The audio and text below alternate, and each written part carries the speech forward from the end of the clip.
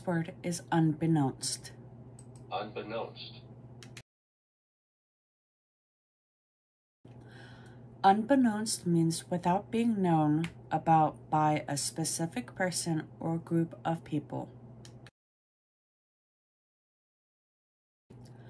Unbeknownst to the students, the teacher had entered the room. In a quote by Andre Corey of the Los Angeles Times on April 29th, 2024, unbeknownst to many tenants across the city, an obscure city wall requires some newly built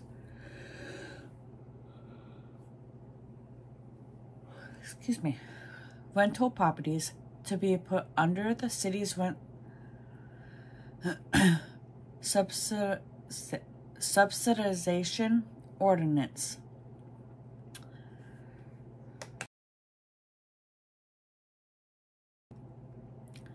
For reasons unbeknownst to perhaps all of us, unbeknownst is a word in good standing. It has the ring of a true archaism with that ST ending. We know from such Shakespearean gems as thou dost snore distinctly, and yet it is not what it seems. Unbeknownst may resemble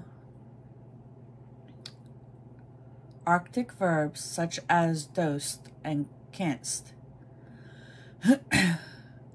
but as it just plays dress up. To authentically use dost and canst, one has to address someone else. Has to be addressing someone else. And no one has ever said thou unbeknownst, or even thou beknownst. Beknown, which has some meager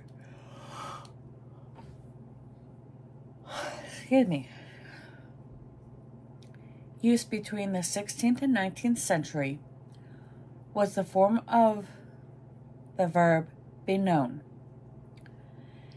and use between the 14th and 16th century,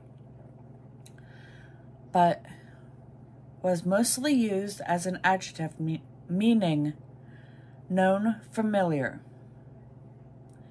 And anything, if anything could get the ST ending, it would be known. And the form would be beknownst, spelled BEKNOWST, or beknowest, spelled BEKNOWEST.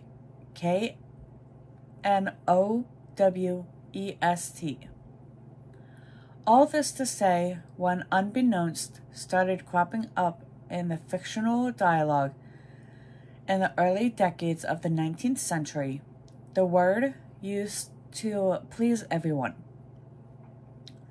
By the early 20th century, it began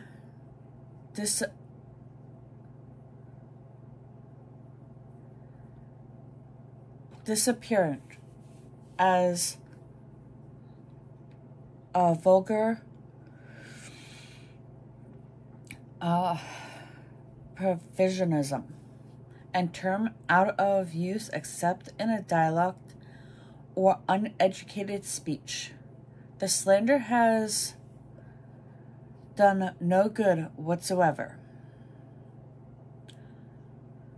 Unbeknownst is perfectly standard today, even in former purpose. Note that speakers of British English prefer unknown, which lacks the unjustified st and is 200 years old.